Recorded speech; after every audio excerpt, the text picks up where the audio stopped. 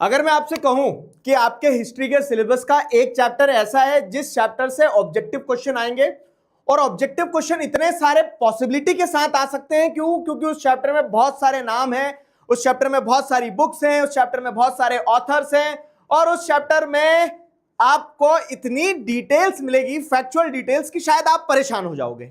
Chapter का नाम the print culture and the modern world. इस वीडियो का काम कि print culture and the modern world के सारे डिटेल्स और फैक्चुअल फैक्ट्स और ये सब कुछ जो है उसको आसान बना दूं आपके लिए। Hello everybody, this is Digraj Singh Rajput, welcome to our channel.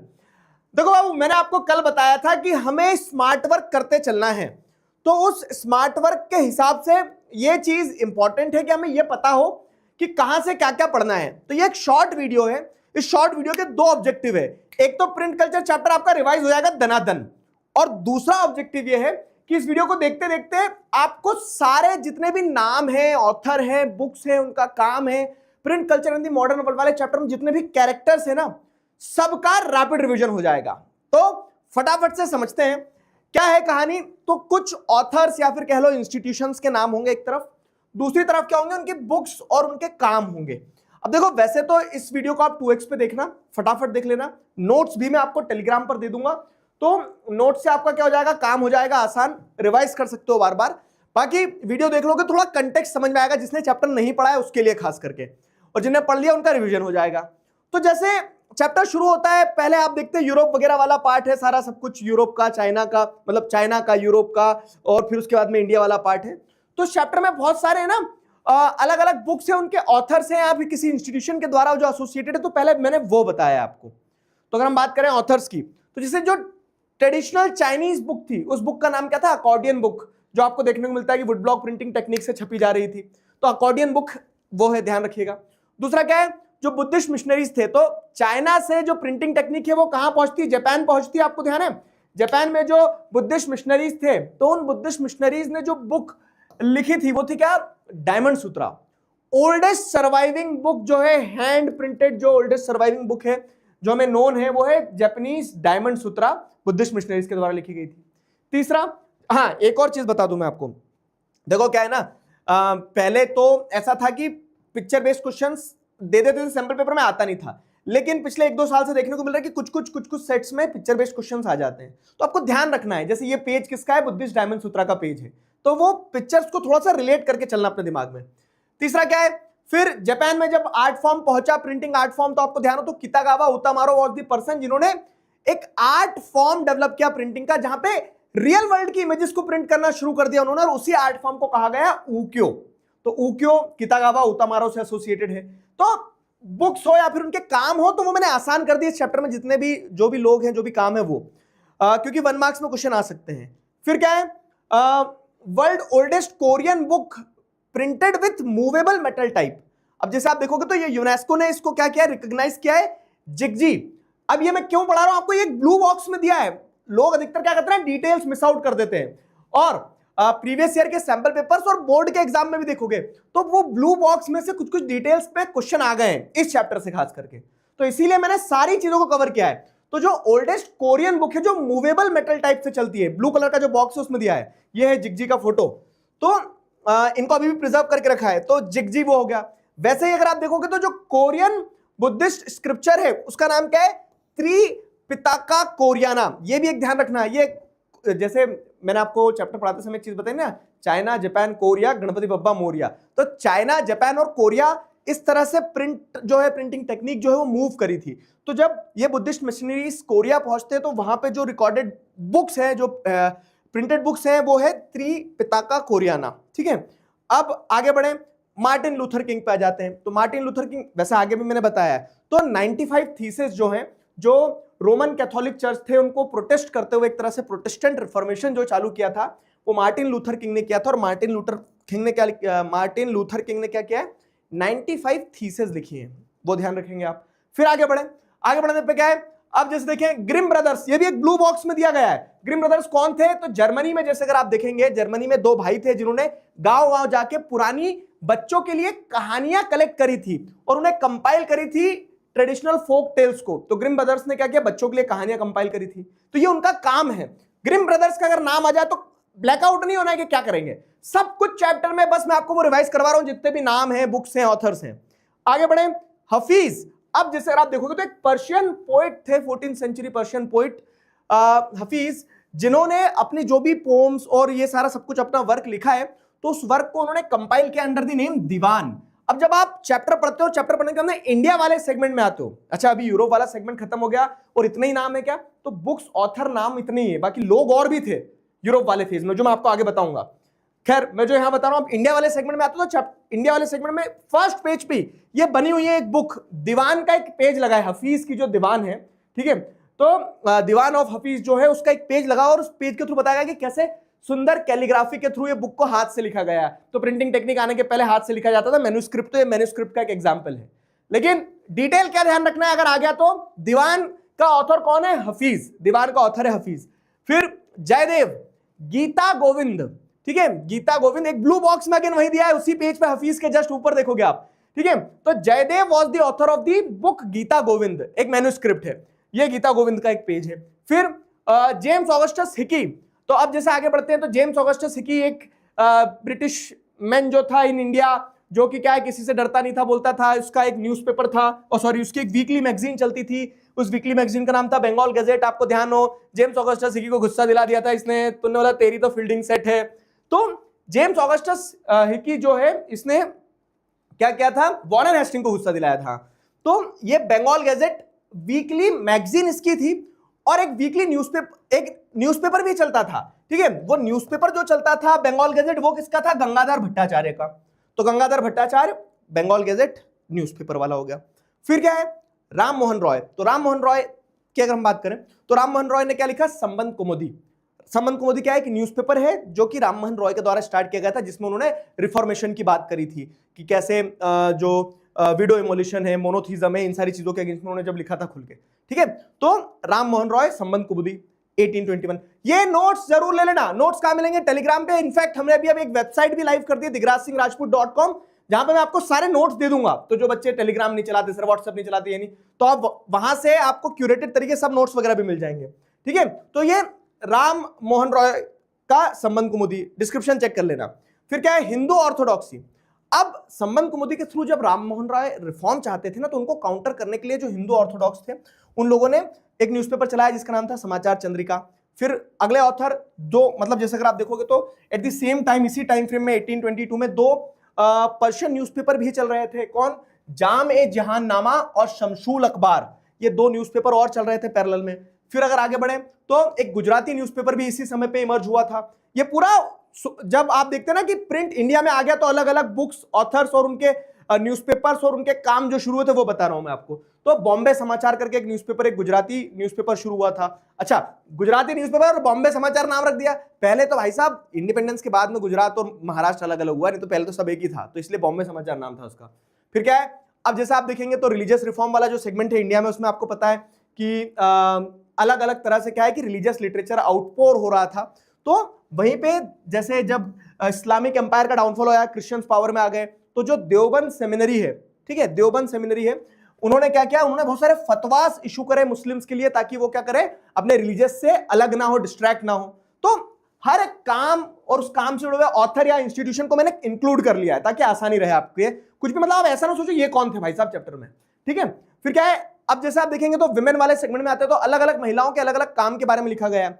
तो राज सुंदरी देवी, जिन्होंने घर में चोरी से पढ़ के अपनी फुल लेंथ ऑटोबायोग्राफी लिखी थी, अमर जीवन, ध्यान आ रहा है।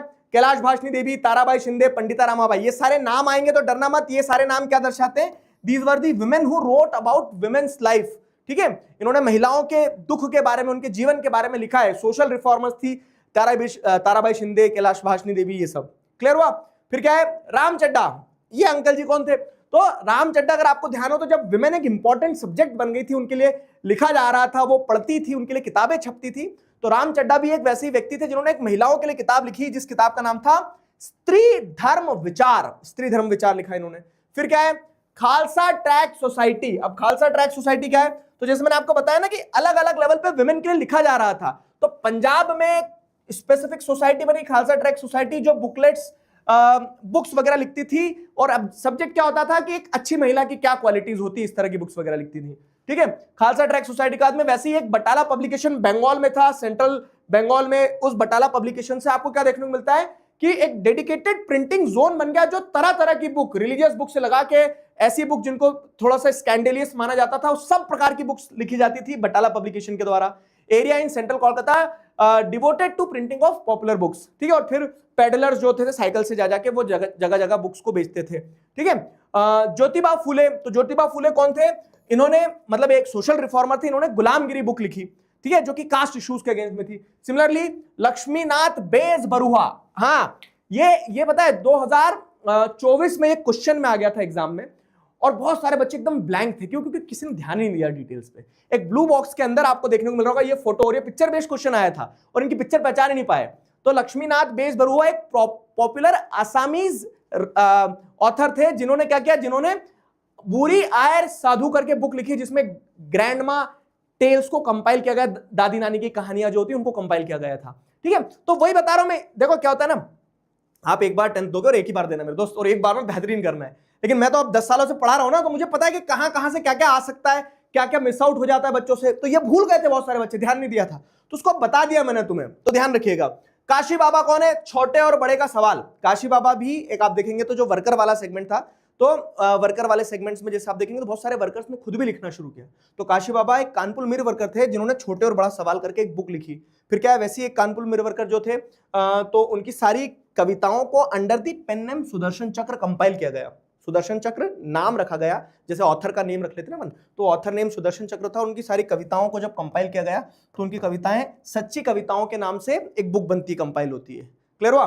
फिर जैसे अगर आप देखेंगे तो एक और न्यूज़पेपर इस चैप्टर में बताया गया है, वो है केसरी चैप्टर, जो कि बाल गंगाधर तिलक के द्वारा लिखा जाता था, ठीक है। तो ये तो सारे ऑथर्स, बुक्स और उनके वर्क हो गए। इसके अलावा भी जैसे अगर आप देखोगे ना, तो बहुत सारे और नाम है चैप्टर में, उन नाम का क्या क्या कंटेक्स्ट है उसमें कंफ्यूज होते बच्चे, तो वो भी सारा कवर करते चलते हैं। तो जैसे क्या है, कीतागावा उतामारो मैंने आपको बता दिया, जापानीज आर्टिस्ट, इन्होंने उकियो आर्ट फॉर्म डेवलप किया, जो कि फ्लोटिंग वर्ल्ड मतलब रियल वर्ल्ड को पिक्चराइज करते थे, उसकी प्रिंटिंग करते थे। फिर क्या है, मार्को पोलो कौन थे? तो मैं बता रहा हूं चैप्टर में बहुत सारे नाम है, बुक्स और ऑथर्स तो बता दिए मैंने आपको, उसके अलावा नाम भी है, कैरेक्टर्स भी है।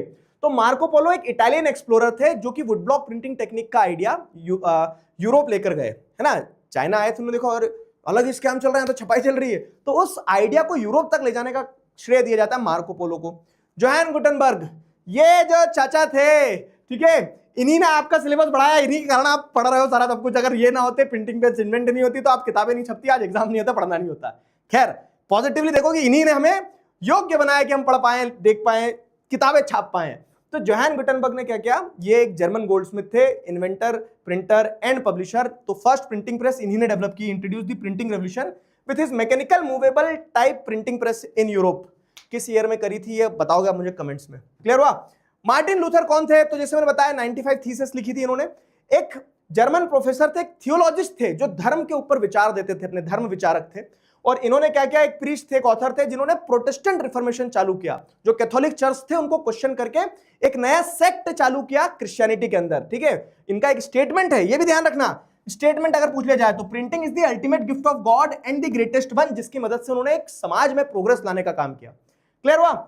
मैंने क्यों कौन है? तो अब जब प्रिंटिंग हो रही थी तो ऐसा नहीं है कि सब कुछ सही चल रहा था, एक आम ऑर्डिनरी इंसान भी प्रिंटिंग की मदद से कुछ लिख सकता था। तो वैसे ही एक मिलर था, मैंने क्यों, मिलर मतलब मिल में काम करने वाला व्यक्ति, ठीक है। तो he was a miller of 16th century Italy.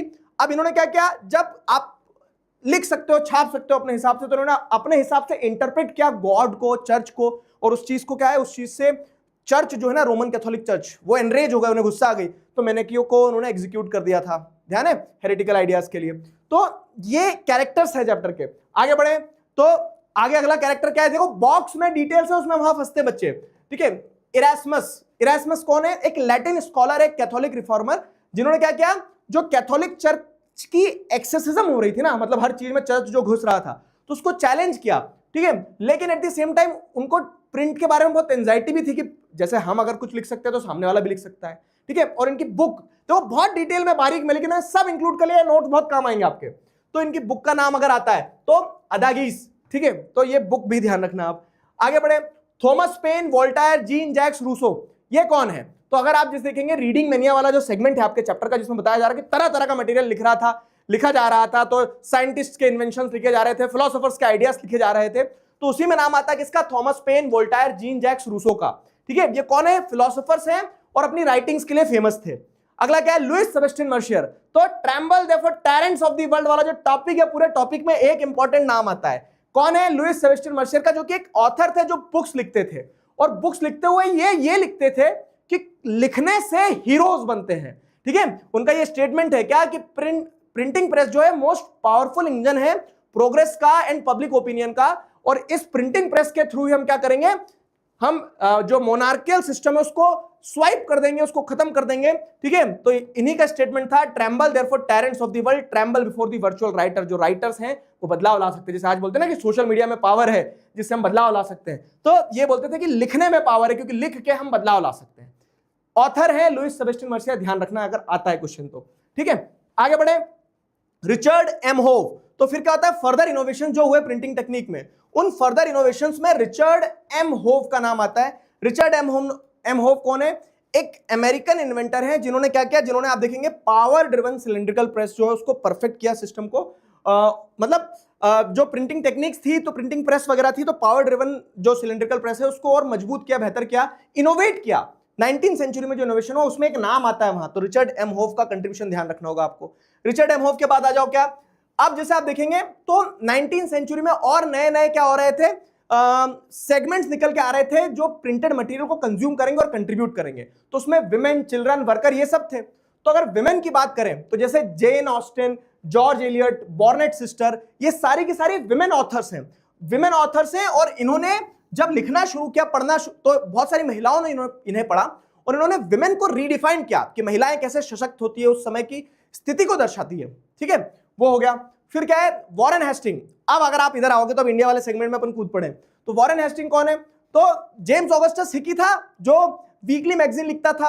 अब वो क्या करता था, इंग्लिशमैन के अगेंस्ट में लिख देता था, इंडिया में रहता था, इंग्लिशमैन के अगेंस्ट में लिखता था जो इंग्लिशमैन इंडिया में थे। तो उसे कंट्रोल करने के लिए उस समय पे जो गवर्नर जनरल था वो था वॉरेन हेस्टिंग, और वॉरेन हेस्टिंग ने क्या किया, वॉरेन हेस्टिंग ने हिकी को इसके लिए सजा सुनाई, क्या कि अच्छा मेरी बिल्ली मेरे से म्याऊं। तो वॉरेन हेस्टिंग ने क्या किया कि जेम्स ऑगस्टस हिकी को प्रोसिक्यूट किया था। ध्यान आया, ये ध्यान रखना है, कनेक्ट रखना है।